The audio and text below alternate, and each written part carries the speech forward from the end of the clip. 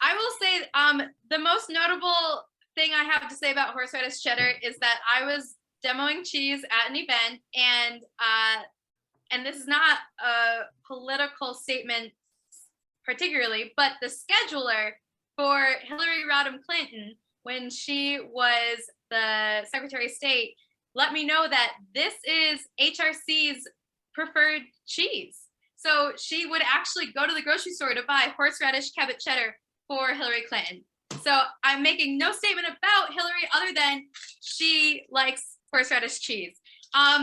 This for me is used as like a way to, like, it would go on to a dish. Like, I don't necessarily have the ability to sit and snack on horseradish cheddar. I'm a bit of a lightweight, but it does have nice texture.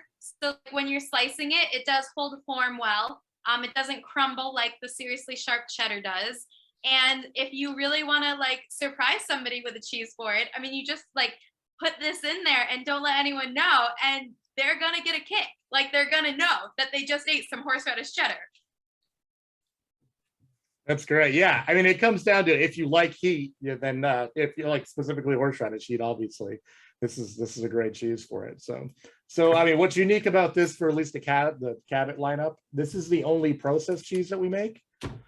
But in order to make it, why it's quite a bit different. This isn't exactly like a piece of Velveeta, right? One of the things that we do, we make this in house, and we've got this small piece of equipment. One of the whole original reason for coming up with it was, what I've alluded to earlier is, sometimes we might have older cheese that it's not meeting any of the profiles, and we need to find a home for it. So one of the things that we've done over the years, we've developed this recipe for horseradish, which is, typically a lot of processed cheeses are kind of just made up of kind of whatever kind of younger cheeses people can kind of get their hands off the block market. A huge portion of what our recipe calls for on this kind of specific one is for older cheddar, right? So if you get a chance to actually feel the texture on this one, like it's got like more of a cheddar texture to it, with like kind of a slight, little bit slight of a processed cheese flavor feel to it. So not only is the kind of the body on it kind of have a little more of a cheddar texture to it, but the flavor, you get a lot of old cheddar flavor in there also, right? Which is not something you always get with processed cheese. So yeah, when you're trying this, so you kind of get you get the benefit of having like the functionality of kind of a meltable processed cheese, but you also get the huge benefit of having like a lot of cheddar flavor and a lot of horseradish flavor. So it's it's not as big and hot as our habanero cheddar, but it's got a lot of heat to it. So if you like habanero heat, I would highly recommend trying this cheese. Well, I have to say that when I'm a huge fan of horseradish, I think it's just a great accompaniment to a lot of meats and things. As a matter of fact, when I was starting to put it together, I was trying to think about, exactly how I would use it in an actual, recipe or on a cheese board. And then I started thinking about some of the different characteristics that it has. So what surprised me is, for me, the first taste, as soon as you take a bite of it, I get cheddar. Then all of a sudden it creeps up on you, and all of a sudden your eyes will tear a little bit from the horseradish. It's got a nice creep to it. It's I don't think it's as much in your face. You have to like horseradish, and if you do, then it's fabulous. So I'm pairing this up with the Sierra Nevada Pale Ale, which I think the hoppiness and the horseradish work really well together. I think that there's a symbolic way of them that they kind of work together, and it takes a little bit of that sting out of the horseradish. And then I'm not using a jam. I really can't think of a jam that I would do with this. I mean, you could use charcuterie very easily with this. But what I tried earlier is Brewer's. This is spent grain that they make these pita chips out of. And this is sea salt and rosemary. And it absolutely is fabulous with the cheese. And so I was thinking, well, you know what? I'm done. And then I thought, it needs something else. So that's when I came up with the little gherkin. And I thought that that would be really fun to have a little bit of a tangy little gherkin with it. So the horseradish cheddar, the pita crisp, and a little bite of a little gherkin. Right. Yeah. And Mila in the comic section recommended trying tomatoes to pair with it. Yeah. That actually, I really like that combination with the gherkin. I wouldn't have actually Tomato jam. Sorry. Sorry. Go ahead. And tomato jam is also a thing that whenever I have it, I realize how much I like it, but I never seem to like actually have it in my own refrigerator. And I would say that this for me is, I guess I would also choose a cracker that didn't have a particular, like nothing too salty and nothing too seasoned. An interesting point, the fact that you have a Brewer's grain-based cracker. For your viewers, we actually feed our cows Brewer's grain. So that's one of the ingredients in their diet. And I learned that my cows are particular. They prefer Anheuser-Busch grains to one of our local craft breweries. So I have Busch cows and not like local craft brew cows. When I started blending in this other craft brewery grain, my cows wouldn't eat their feed. They didn't like it. So Brewer's grain has a lot of interesting uses, but it's also going into, like, indirectly the cheese that we make because my cows are eating it. But yeah, so I think for me personally, like, I mean, a pale ale would be my preferred drink also. Just because I don't want too much overwhelming things going on in my mouth. And this cheese, it's got bite. I have to tell you that the gherkin, the sour gherkin, and the pita chip, and this is just absolutely fabulous. This is, I've now declared that this is my dinner tonight because it's just so fabulous all together. And if you think that the horseradish is a little strong for you, when you put these together, it blends in and it becomes part of it, not an over part, just a part of it. So it's a really nice balance of flavors. Yeah, that's great. Yeah, I think, I mean, when I look at kind of how I use horseradish, I mean, as an ingredient, I think the biggest one I do is if I'm ever making Philly cheesesteaks, not to desecrate the name of Philly cheesesteak, but if you're getting creative with it, I actually think this is a good cheese to be able to add to it, right? To kind of, if you're looking to add a little extra spice to it. But otherwise, I think it actually works really well as just a regular table cheese for your charcuterie boards, you know, Yeah. like what you mentioned with the dill pickle, you know, I think a lot of, if you add pickled veggies a lot to your boards, I think it works well with that.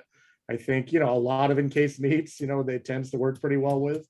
And then, you know, I've tinkered with different jams. I'll have to try the tomato jam. I'm excited to try that pairing. But for whatever reason, I think like blackberry or raspberry seem to work pretty well with it also. So even just doing like a little piece of kind of toasted baguette and horseradish with a little bit of jam on top, I think tends to work well. But I think with that body, you know, not only the flavor intensity, but kind of that kind of crumbly body to it, I think it tends to work well just as a table cheese anyway on your board.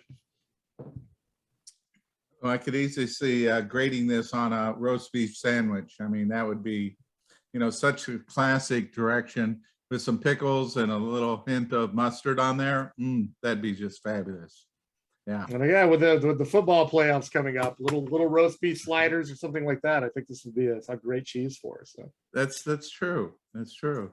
You know, it's you know, when you're blending, and I honestly believe this, is that a lot of companies that blend cheese really want that flavor to be the predominant part, but you really have a nice balance between it. That nice start of the cheddar, and then it creeps up. That's really really excellent.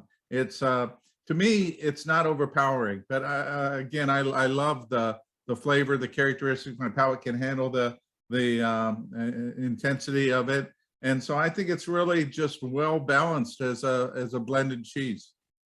Yeah, like I said, I mean, I don't know really many people out there of any other companies that are really, again, making a cheese like this where you require such old cheese to be such a huge component of what you're trying to do. So I think that's why you're kind of getting those big flavors and kind of crumbly body to it. So yeah. And to your point, like I think this is the ultimate Super Bowl cheese. Like the heat, like it's something that I am more inclined to want to eat this in the winter when I want to be warm and I want comfort foods. Like this is not going to be necessarily on my like summer July 4th like cheese spread, but I think as a way to incorporate it into something that you're doing that's cheesy, whether it's a dip or not, like whatever it is, quesadillas, this would be perfect for Super Bowl, or maybe Valentine's Day. Maybe you want to spice it up. Yeah, I think I've seen people kind of give the same reaction as the Alpine cheese, right? Where you've got, we've all tried different cheddars and can appreciate cheddars from across the board, but every once in a while when you kind of try something really unique, we're like, okay, I think kind of the Alpine and this horseradish, I think have kind of done that for people when I've ever had people tasting them. When you were mentioning the Valentine's Day, I have a CBS morning show that I have to do a Valentine's Day cheese board. And I never thought about this. So what else do you do with this for Valentine's Day? Is it just the cheese? Well, actually, I'm gonna be doing a segment on Midday Maryland, and so my recipe that I'm doing is cheddar biscuits, because biscuits are my love language. Like, let the world know, like that is just.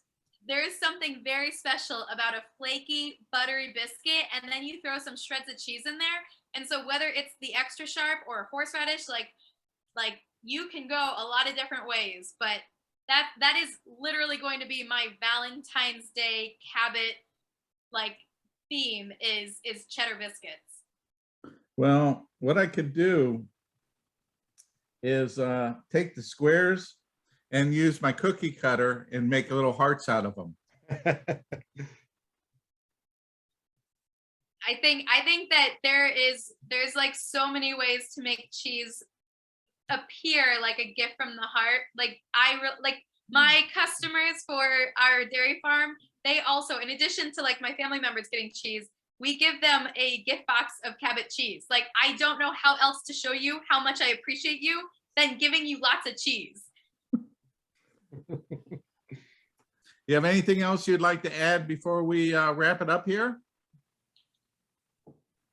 I'll just say the other way, and Craig, correct me if I'm wrong, but I think there are still some stores that offer the Alpine as it's labeled as Orange Meadow.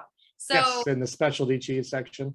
So in the case that you're looking for the Alpine and you don't necessarily see this, you would otherwise be able to see it in a package with the label Orange Meadow, which was one of the original founders of the Cabot Cooperative. So it's a little throwback, a little callback to some of the people that kind of made this all possible. Well, to say also that in addition to these cheeses, you also have some heritage cheeses as well, correct? So there's 4 items that are going to be in a similar appearance label. So it's going to have a black with like a parchmenty looking label. So there's Farmhouse Reserve, White Oak, New York Vintage, and Yep. Alpine. Did I do that right? That's it. You got it. It's almost like, and they're all basic. It's almost like you've bought them before. Yeah, and they're kind of, like 2 of those in there, the New York one and their Farmhouse. I mean, they're basically kind of older versions of the Extra Sharp and Seriously Sharp, respectively, right? They've just got a lot kind of bigger flavors to them. And yeah, we've got a White Oak one also that's kind of a heavier sweet forward. But again, if you're looking for something unique and you haven't tried Alpine, like I just give it a try and again, impress some of your friends and family. All right. I guess, yeah, just to wrap up also, I mean, I think, again, I think not only do we kind of offer that proposition of, try out our cheese, we've got something I think it's going to be really unique. Again, it's naturally aged. We've got a lot of fun flavors going on there, but again, if you're also kind of supporting, this, we can only do this because we're farmer owned, right? At the end of the day, our board of directors are farmers. We're not watching a stock price go up and making decisions based on that. It's based on, farmers like Amanda that, they want to make sure that when they're buying, not only do we have to stay profitable, but they also want to make sure that the product that she's picking up for her family at the store is going to be high end. And, that's if you kind of want to back a business model like that, like a cooperative, then, hopefully we can offer you, a really memorable cheese experience, and you're able to support our farmers in the same time.